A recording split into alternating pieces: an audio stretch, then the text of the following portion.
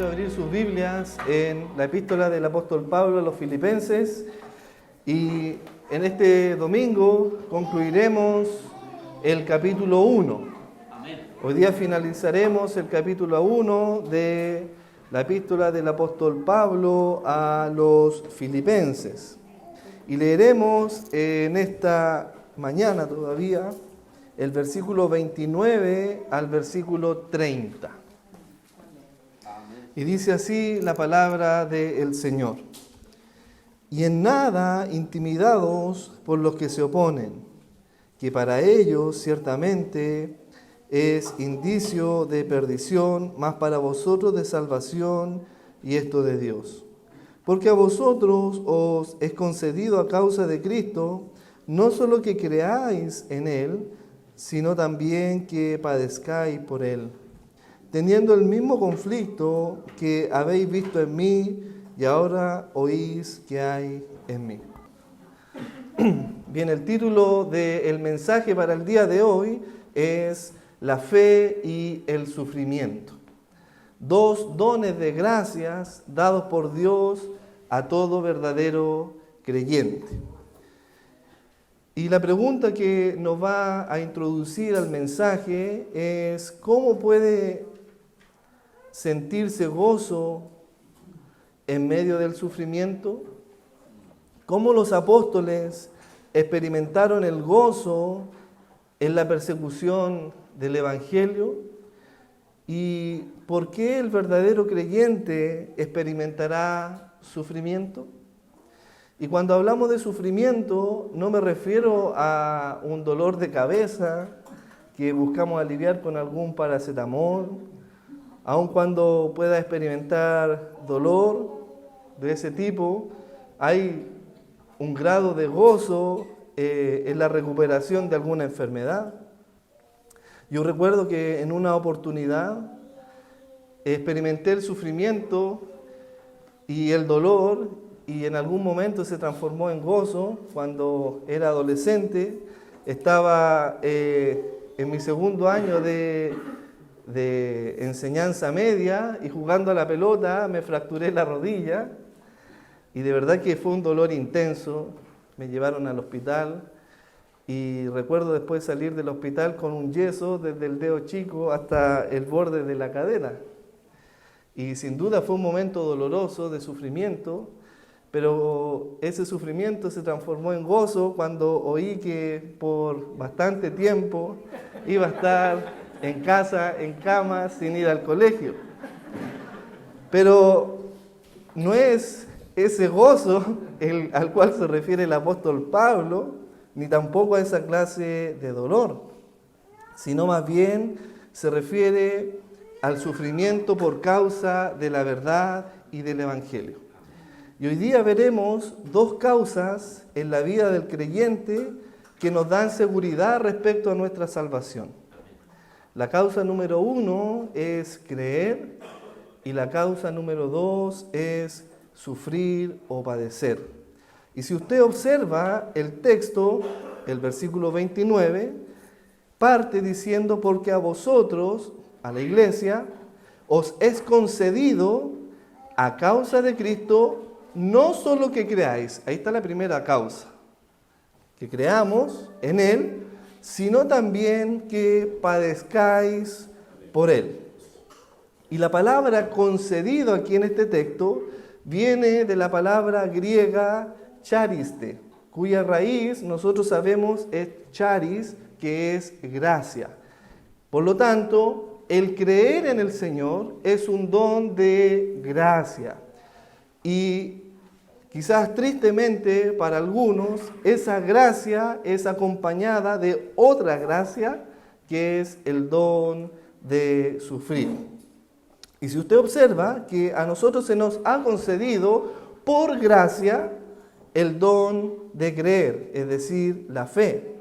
De manera que la fe es un regalo de Dios dado por gracia. Esta fe dada es el medio por el cual se nos otorga la salvación. Por lo cual entendemos que la gracia precede a la fe. Eso es súper importante que los entendamos. La gracia precede a la fe. Somos salvos por gracia. Y el medio que se conduce a esta gracia es la fe. Y esta declaración la vemos, por ejemplo, en el apóstol Pablo, cuando se presenta frente al concilio de Jerusalén, y nosotros que hemos leído la palabra del Señor, sabemos que en este concilio había una disputa por parte de los judíos de querer introducir la ley mosaica en los gentiles, es decir, de querer obligar a los gentiles a circuncidarse. Y esta era una ley mosaica para el pueblo de Israel, y Pedro defiende aquí a los gentiles en el concilio de Jerusalén, y observe lo que dice en el libro de Hechos, capítulo 15, versículo 11, dice: antes creemos que por la gracia del Señor Jesucristo seremos salvos. Es decir, no por medio del rito de la ley, sino por la gracia del Señor Jesucristo es que usted y yo seremos salvos, de igual modo que ellos, los gentiles. Es decir, lo que debían entender los judíos es que la práctica de la ley mosaica y los ritos de la circuncisión y toda esa ley del Antiguo Testamento no podían producir salvación. Y Pedro le está diciendo: hermanos, nosotros alcanzamos la salvación solamente por gracia, al igual que los gentiles. Pablo también enseña esta verdad gloriosa a los efesios en el segundo capítulo de esta epístola a los Efesios, en el versículo 8 dice: porque por gracia sois salvos por medio de la fe, y esto no de vosotros, pues es don de Dios. Y aquí nuevamente aparece esa frase charis, es gracia, y vemos que la gracia precede a la fe. Tanto la gracia como la fe no proceden del hombre, es decir, ninguno puede decir yo tengo fe. Ninguno se va a poder presentar delante del gran trono o delante del Señor diciendo yo me salvé porque yo creí, porque yo tuve fe.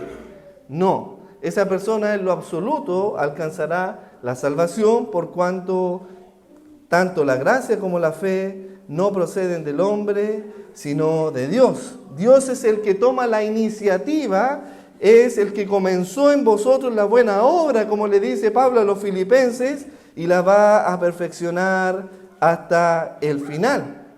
De manera que Pablo lo que está tratando aquí de dar es seguridad en cuanto a nuestra identidad como ciudadanos del reino de los cielos, como hijos de Dios. Y esta fe que el apóstol Pablo aquí se refiere, la cual nos ha sido concedida que creamos, es una fe que proviene de Cristo.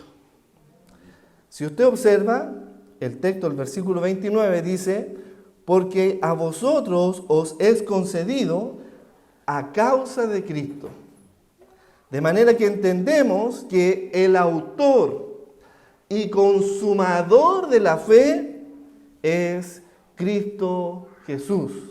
Y observe este origen, esta autoría en Hebreos 12:2, que nos da a entender que así como nos es concedido esta gracia de creer, juntamente viene con el sufrimiento.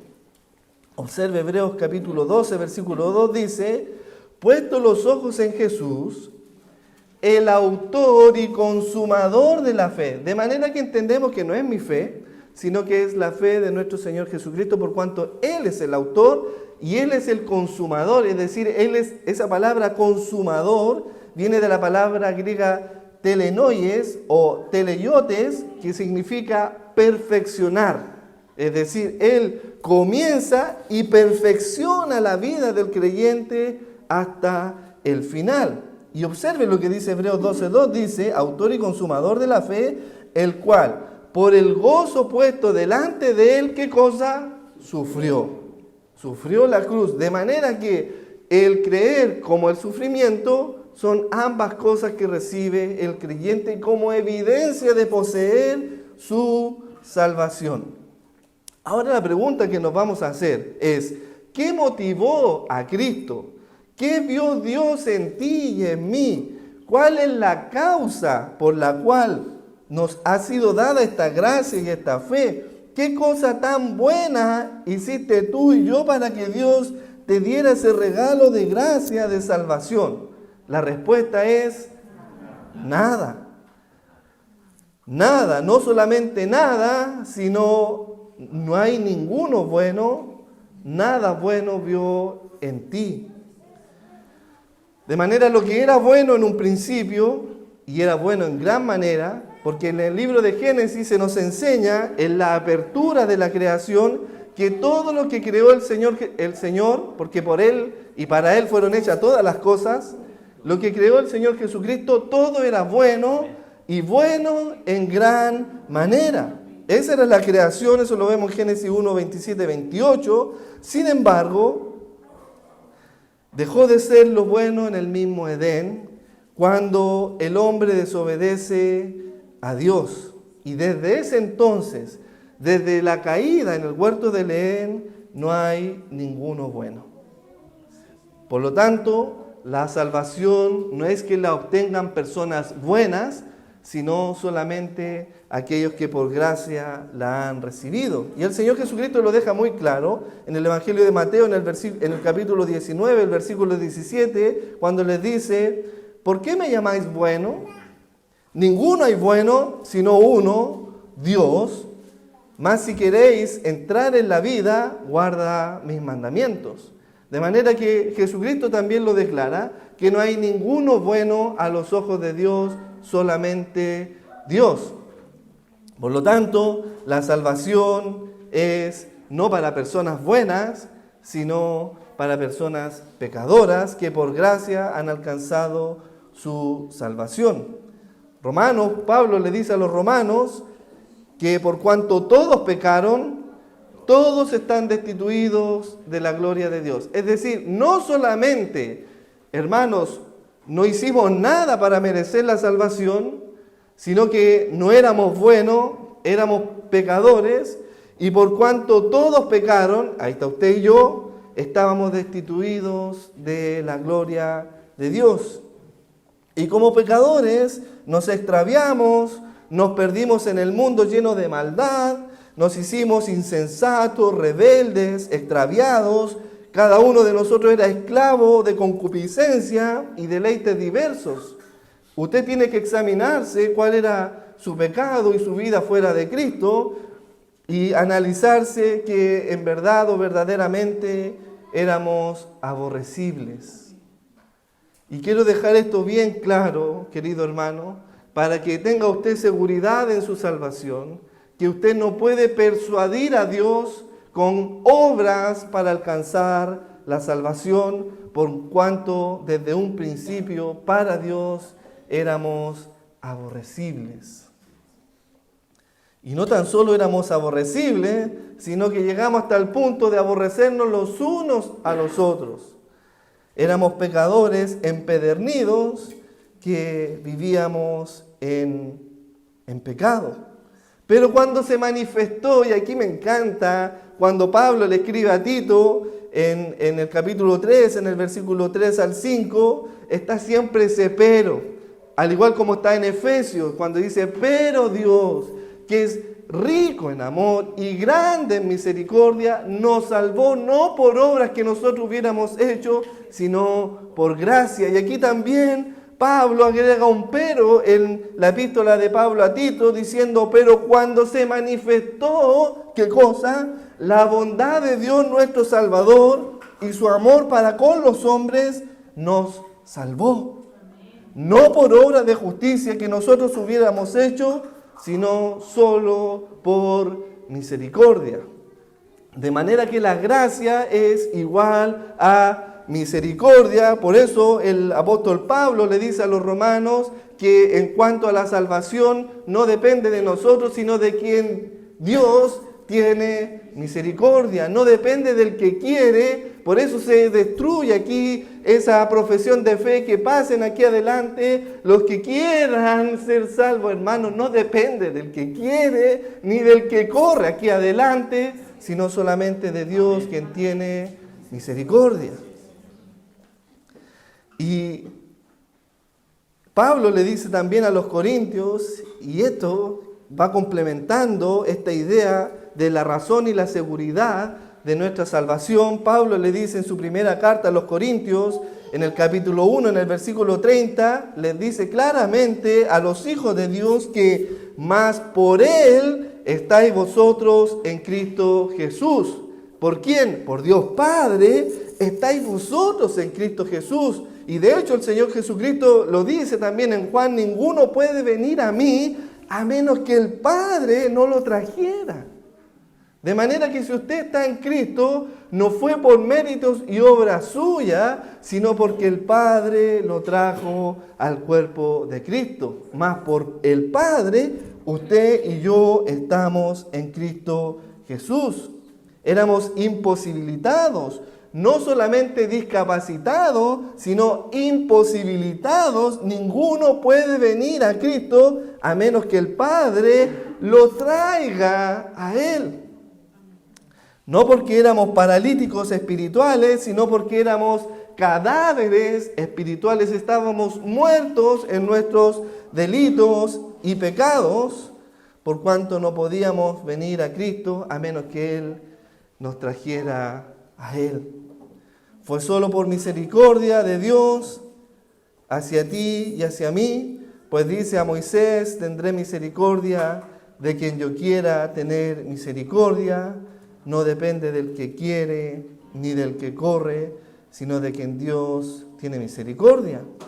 Dios por gracia te ha otorgado la salvación, porque nos es imposible alcanzar la salvación por nuestros méritos o por nuestras obras. Y mire esta frase, y quizás usted ha leído esta historia de Jesús y el rico. Cuando viene un rico corriendo a los pies de Jesús y se arrodilla ante Jesús y le dice: Maestro, ¿cómo heredaré el reino de los cielos? Bueno, guarda la ley, ¿cierto? Y él dice: bueno, desde pequeño la he guardado. Bueno, si quieres ser perfecto, anda, vende todo lo que tienes y dáselo a los pobres y serás rico en el reino de los cielos. Y él dice que se entristeció. Y en ese relato estaban otras personas oyendo lo que Jesús le estaba exigiendo al corazón de ese rico, era abandonar la riqueza, y le dice Jesús: de cierto que muy difícil es que entre un rico al reino de los cielos, por cuanto ha confiado en su riqueza. Más fácil es que entre un camello por el ojo de una aguja, se refiere a una puerta muy estrecha, que un rico al reino de los cielos. Y mire esta declaración, por favor. Vamos conmigo a San Marcos 10:17.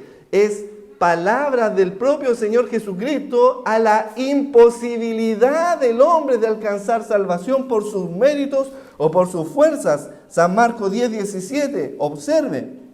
Al salir él para seguir su camino, vino uno corriendo, el versículo 17, e inclinándose la rodilla delante de él, le preguntó: Maestro bueno, ¿qué haré para heredar la vida eterna? Esa era la pregunta del joven rico.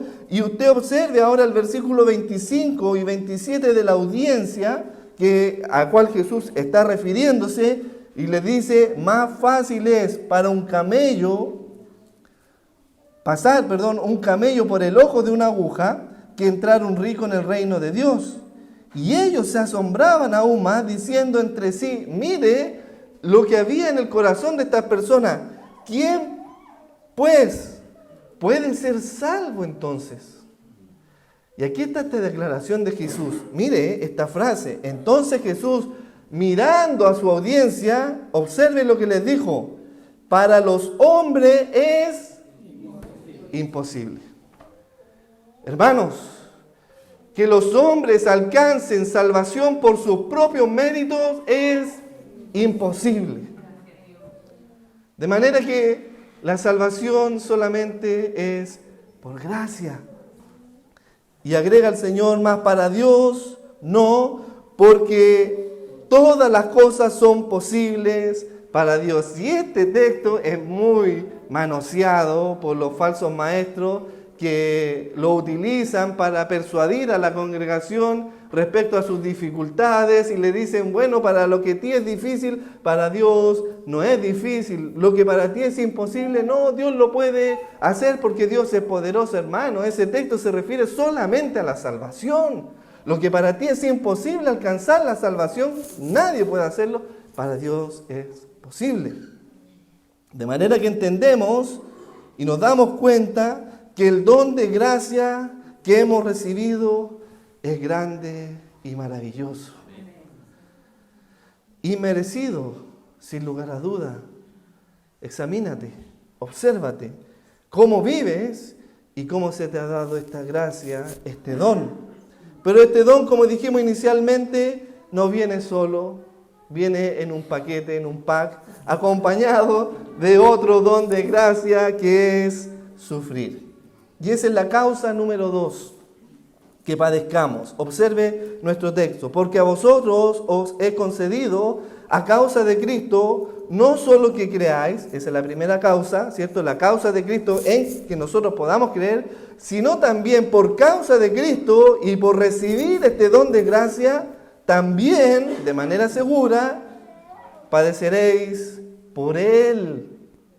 Por Él. El segundo don de gracia que acompaña al don de creer es el padecer. Y es enfático en el adverbio usado también. Es inseparable. Aquí hay una cláusula coordinada o subordinada, dependiente. Es decir, usted no puede solamente creer y no pasar por el sufrimiento, sino que está subordinado en una cláusula. Es inseparable, algo ineludible que ocurra en la vida del verdadero cristiano. De manera que, por medio del sufrimiento, nos damos cuenta si tenemos el don de gracia en nuestra vida. Es decir, todos aquellos que han creído verdaderamente en Jesucristo padecerán persecución. Padecer viene del verbo griego pachein, que significa sufrir, experimentar sufrimientos y padecimientos. Pero, ¿a qué padecimientos se refiere el apóstol Pablo? Porque vimos que no se refiere al padecimiento que les contaba yo inicialmente, que sin duda fue de un momento de gozo, pero eso era porque había quizás flojera y otras cosas de pereza en mi propia vida. Pero ¿a qué sufrimiento se refiere aquí el apóstol Pablo? Bueno, el texto mismo nos dice, porque por causa de Él. ¿Por qué causa vienen los sufrimientos? Por causa de Él. Y Cristo lo deja muy claro para sus discípulos verdaderos. En Mateo 10:22 dice, Mateo 5:10, bienaventurados los que padecen persecución, y aquí está, por causa de la justicia. Es decir, la causa del sufrimiento es la justicia, y aquí no nos referimos a la justicia del Ministerio de Justicia y a la justicia que en el mundo opera, sino nos referimos al justo, a Cristo, a nuestro Señor. Entonces, bienaventurados los que padecen persecución por causa de la justicia, porque de ellos es el reino de los cielos. Bienaventurado soy cuando por mi causa, dice el Señor Jesucristo, os vituperen y os persigan y digan toda clase de mal contra vosotros mintiendo. Y es importante, hermano, ese énfasis que hace el Señor Jesucristo, porque muchos cristianos padecen persecución, pero a causa no de la justicia, sino de sus propias vidas, en mentiras y engaños. Jesús agrega, y seréis aborrecidos de todos por causa de mi nombre. Es decir, la evidencia de que tú eres un hijo de Dios es que como eres hijo de Dios, pregonarás el Evangelio de Cristo, vivirás conforme a Cristo y por causa de su nombre padeceréis persecución. Observa cómo se vincula esta realidad en la vida de Pablo con la carta a los Filipenses, cuando él dice, porque para mí vivir es Cristo y morir es ganancia. Cuando tú estés viviendo como Cristo, obviamente padeceréis persecución, de manera que entendemos que el sufrimiento será experimentado solamente por aquellos que dicen, al igual que Pablo, para mí el vivir es Cristo. Ya no vivo yo, sino Cristo vive en mí, y por causa de que Cristo vive en mi vida y me gobierna, y yo soy siervo de Él, es que el mundo me va a aborrecer. Hay algunas implicaciones en este texto. Es que si tú estás viviendo en Cristo o no, si Cristo vive en ti o no, ve primero cómo vives. Si estás viviendo como Cristo y participas de la naturaleza de Cristo, obviamente experimentarás aflicciones, pero si no estás viviendo como Cristo, evidentemente no participarás del sufrimiento. Déjame decirte que si estás viviendo en adulterio y en fornicación, no digas que para ti el vivir es Cristo, porque Cristo no vive de esa manera. O si estás viviendo en mentira, engaño, hipocresía, déjame decirte que Cristo no vive de esa manera. De manera que nos damos cuenta que es cuestión de ciudadanía. Es cuestión de comportéis, cómo nos comportamos como ciudadanos del reino de los cielos. Como decía Pablo en el versículo 27, solamente que os comportéis como es digno del Evangelio. Esto es lo que impulsa el conflicto, es el comportamiento en tu vida que impulsa el sufrimiento. Observa, la mujer anhela el matrimonio, pero el hombre se lo niega. O viceversa, el hombre anhela el matrimonio y la mujer se lo niega. Desea vivir de manera digna para el Señor, pero se contrae ahí un conflicto por vivir en cuanto a la verdad. O algunos casos, por ejemplo, el hombre quiere vivir conforme a la verdad, el hombre quiere vivir en obediencia a la palabra de Dios y en consecuencia va a ser abandonado por su familia, por su mujer, a causa de Cristo. Si estás viviendo como Cristo y estás haciendo tuya la verdad del Evangelio, sin lugar a duda padecerás persecución.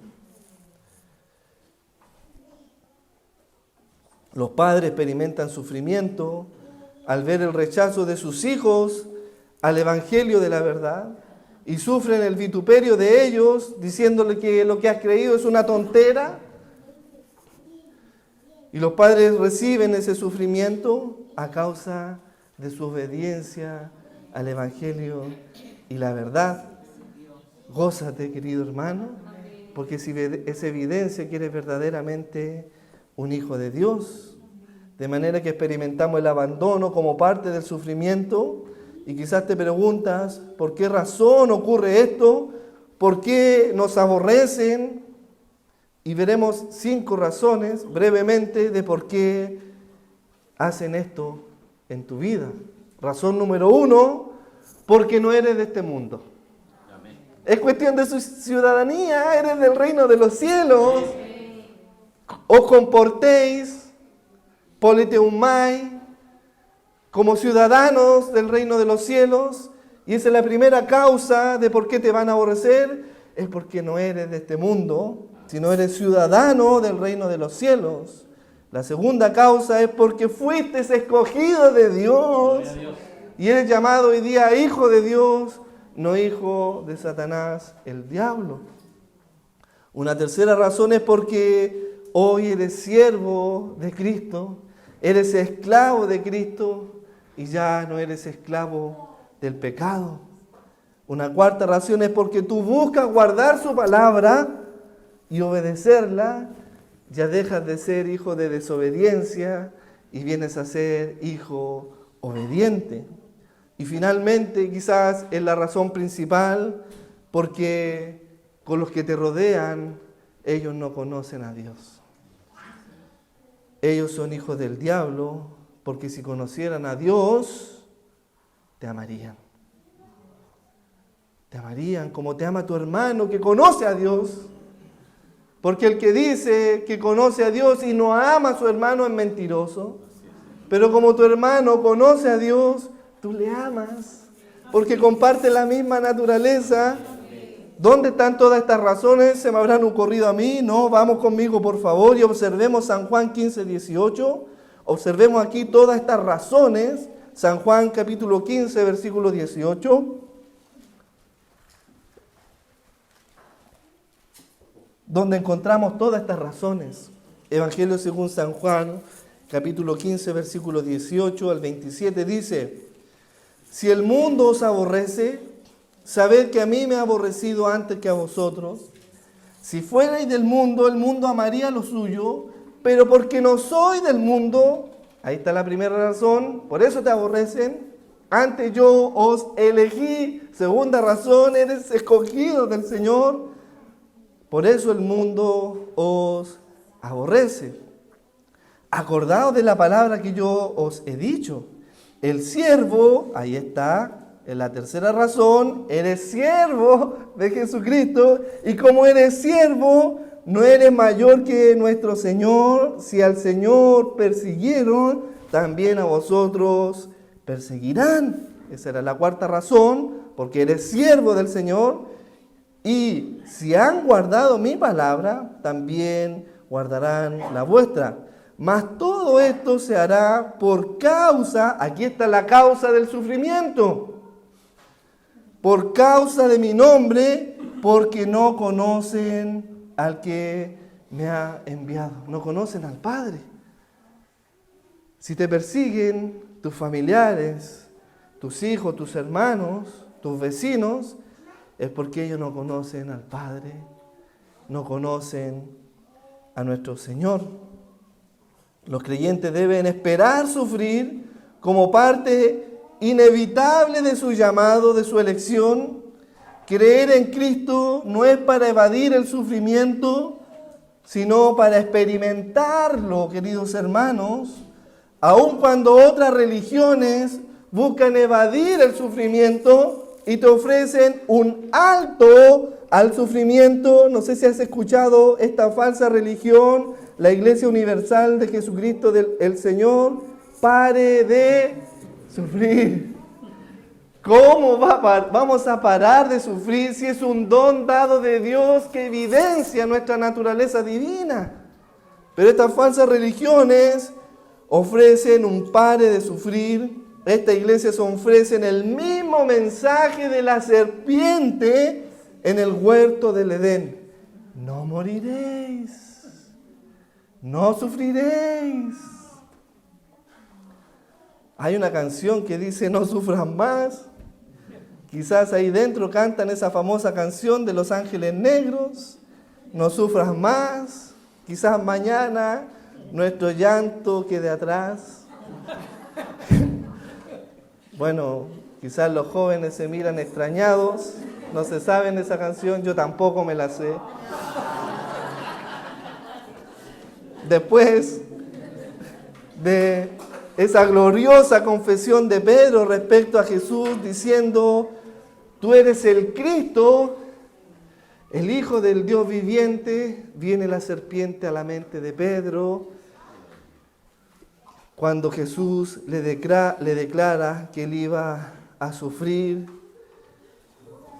la cruz en expiación para que tú y yo alcancemos salvación. Y observa cómo obra la serpiente que quiere quitar el sufrimiento de tu vida.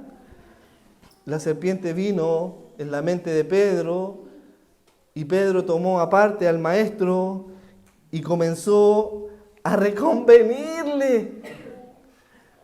Comenzó a retar a Cristo, diciendo, ¿cómo ¿Vas a hacer esto? ¿Por qué vas a llegar al Calvario a morir clavado en una cruz? Ten compasión de tu vida. ¿Para qué vas a pasar por ese sufrimiento? No sufras por causa de la palabra de Dios. Y el Señor Jesucristo, mirando a Pedro, le dijo: quítate delante de mí, Satanás. Satanás, el diablo, ofrece un mensaje que busca eliminar el sufrimiento de tu vida. Que el Señor va a solucionar todas tus cosas, todos tus problemas. Estás enfermo, tus enfermedades van a sanar. Ese es el mensaje de Satanás, el diablo. Pero no es el mensaje de Cristo, porque Cristo ahí mismo le dice a Pedro: si alguno quiere venir en pos de mí, niéguese a sí mismo, tome su cruz y sígame cada día, porque todo el que quiera salvar su vida la perderá, y todo el que quiera vivir por causa de mí y del Evangelio la salvará, porque ¿qué provecho tiene el hombre de ganar todo el mundo y toda la riqueza de este mundo si perdiere su alma? ¿O qué recompensa el hombre dará por su alma? Porque el que se avergüenza de mí y de mi Evangelio y de mis palabras, en esta generación adúltera y pecadora, el Hijo del Hombre se avergonzará también de él. ¿Te das cuenta que el sufrimiento y la aflicción por causa de que tú no te avergüenzas del Evangelio de Cristo es evidencia de que tú eres ciudadano del reino de los cielos? El siervo no es mayor que su Señor. Si al Señor persiguieron, a ti también te van a perseguir. Si al Señor vituperaron, a ti también van a vituperar, siempre y cuando guardes tú la palabra del Señor. Si no la guardas, no hay persecución, y es porque no eres verdaderamente hijo de Dios. El sufrimiento revela nuestra adopción, de que somos hijos de Dios, de que fuimos adoptados por Él. Hay un texto clave, queridos hermanos, que es Romanos 8:16. Por favor, anótelo al margen, Romanos 8:16. Este es un texto clave aquí para hacernos entender la connotación respecto a la unidad entre la fe y el sufrimiento. La fe y el sufrimiento son inseparables, son ineludibles, queridos hermanos. Si tú tienes la fe verdadera, el don de gracia, de salvación en tu vida, vas a sufrir. Romanos 8:16 dice: el Espíritu mismo da testimonio a nuestro espíritu de que si somos hijos de Dios, y si hijos, también herederos de Dios y coherederos con Cristo, si es que... Por favor, si es que padecemos juntamente con Él. De manera que si no padecemos juntamente con Él, quiere decir que no somos hijos de Dios, que no tenemos herencia con Él en el reino de los cielos y tampoco coherederos con Cristo. Finalmente, quizás las aflicciones y miserias te han abatido. Y nos preguntamos, ¿cómo es que se sostuvieron estos hombres de Dios frente al sufrimiento? Porque yo veo lo que le sucedió a Ignacio de Antioquía o a estos primeros cristianos del primer siglo, y créame que yo personalmente no creo que tendría tanto valor para estar dispuesto a morir frente a las fieras o quemados como murió Policarpo. Muchas veces temblamos. ¿Qué es lo que había en esos hombres para que se sostuvieran firmes sin vacilar? ¿Cómo se mantuvieron en pie aquellos cristianos en el Antiguo Testamento, como también aquellos cristianos que sufrieron en el Nuevo Testamento? ¿Qué los hizo estar en pie? Y si alguien que sufrió fuera de Job, que nosotros sabemos esta historia, era el rey David. Observe sus cánticos, sus salmos de angustia al Señor, que gritaba, y decía el Salmo 69, un grito de angustia, un salmo de David diciendo: mas a mí, afligido y miserable, y observe, oh tu salvación, oh Dios, me ponga en pie.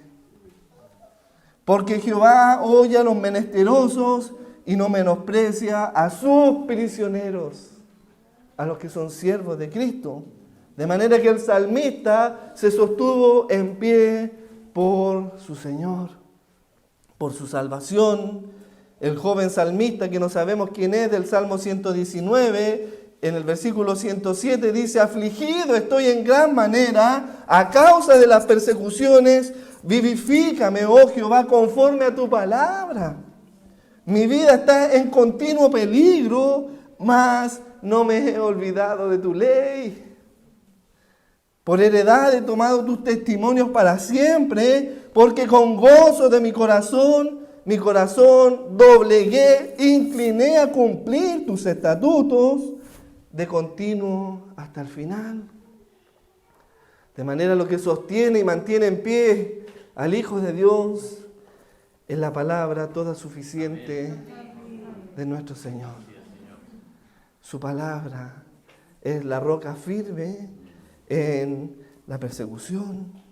Hermano, no te olvides que esa gracia que te ha sido dada por Dios es una gracia que te va a perfeccionar.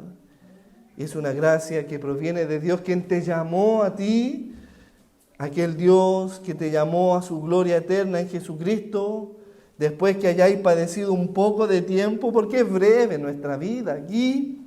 Él mismo perfeccione, afirme, fortalezca y establezca, para que para Él sea la gloria por los siglos de los siglos.